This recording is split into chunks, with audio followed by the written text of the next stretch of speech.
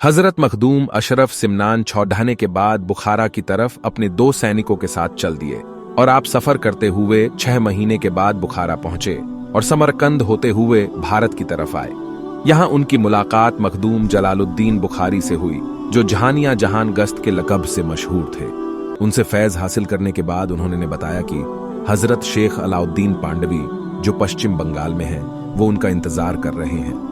3 दिन के बाद वो पीर हजरत अलाउद्दीन से मिलने निकल वाड्य सैयद अशरफ जहांगीर जंगल नदियों को पार करते हुए आगे बढ़ा रहे थे। इसके बाद आप लाहौर पहुंचे, जहां पर आप दाता गंज बख्श की दरगाह पर पहुंचकर कयाम किए और आपने उनसे भी कुछ फैज़याब हासिल किया। दोस्तों, आपको एक बात बता दूं, जो भी शख्स खुद को अल्लाह की राह में पिरो मुर्शिद की खिदमत में फना हो जाता है, अल्लाह उसे बहुत अजीम मर्तबा अता कर देता है। कुरान पाक में अल्लाह ने इरशाद फरमा दिया है, सुनो लोगो, तुम में से वही अल्लाह के कुर्ब को हासिल करेगा जो मुत्तकी और परहेजगार है।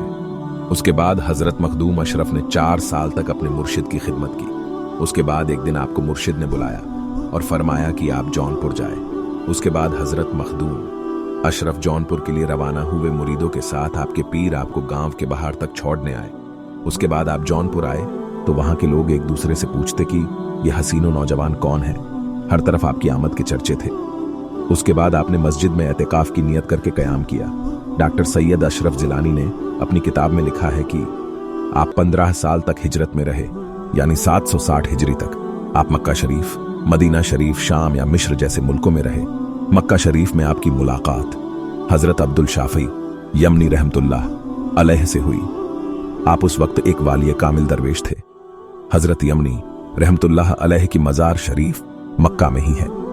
हजरत मखदूम अशरफ की शान ये थी कि आप जिस महफिल में भी जाते थे, उस वक्त के बड़े से बड़े औलिया अल्लाह आपकी ताजीम के लिए उठकर खड़े हो जाते थे। ये देखकर उस वक्त के मशहूर औलिया हजरत सैयद हमदानी रहमतुल्लाह अलैह सोचने लगे कि ये मुजाहिद किस मर्तबे का होगा कि जिसका अदब हरम के औलिया अल्लाह कर रहे हैं। मिस्र में एक पहाड़ है, वहां उस वक्त के औलिया किराम चिल्ला किया करते थे, जिससे उनके दर्जे और बुलंद होते थे। हजरत मखदूम अशरफ और हजरत नुरुलैन रहमतुल्लाह अलैह, हजरत मखदूम अशरफ ने भी वहां 40 दिन का चिल्ला किया। उसके बाद आपके मर्तबे को अल्लाह ने और बुलंद कर दिया। तमाम अल्लाह वाले हजरत मखदूम अशरफ को मुबारकबाद पेश करने लगे। यहां तक कि वालियों के सुल्तान पीरों के पीर शेख अब्दुल कादिर जिलानी रहमतुल्लाह अलैह भी वहां मौजूद थे। हजरत मखदूम अशरफ ने वहां इल्म नजूल हासिल किया। उसके बाद आपको आपके पिरो मुर्शिद की याद आई तो आप 15 साल बाद अपने पीर की बारगाह में हाजिर हुए। कुछ वक्त पीर की बारगाह में रहे। पीरो मुर्शिद की बारगाह में कुछ दिन रहने के बाद हजरत मखदूम अशरफ रहमतुल्लाह अलैह 764 हिजरी में दूसरा हज करने गए। वहां से दमिश्क के लिए रवाना हुए, जहां आपकी बहन रहा करती थी, जिनका निकाह रसूल सैयद गफूर रहमतुल्लाह अलैह से हुआ था। आप जब अपनी बहन के यहां से रवाना होने लगा तो सैयद अब्दुल रज्जाक नुरुलैन रहमतुल्लाह अलैह उस वक्त 12 साल के थे। वो भी आपके साथ आने की जिद करने लगे कि मुझे भी मामू जान के साथ जाना है। उसके बाद आप अपने भांजे को लेकर आ गए और खुद उनको तालीम देते हुए 1 साल में उन्हें कुरान पाक हिफ्ज करा दिया। आप हुजूर गौसे पाक की औलाद में से हैं।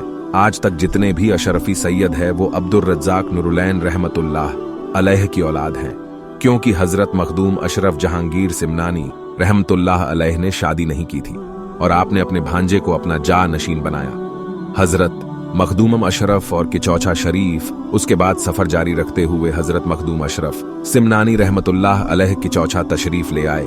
आपके पास किसी चीज की कमी नहीं थी। आप अपनी जिंदगी में बहुत से औलिया अल्लाह से मुलाकात की और आप खुद हजरत ईसा अलैहिस्सलाम के नक्शे कदम पर थे।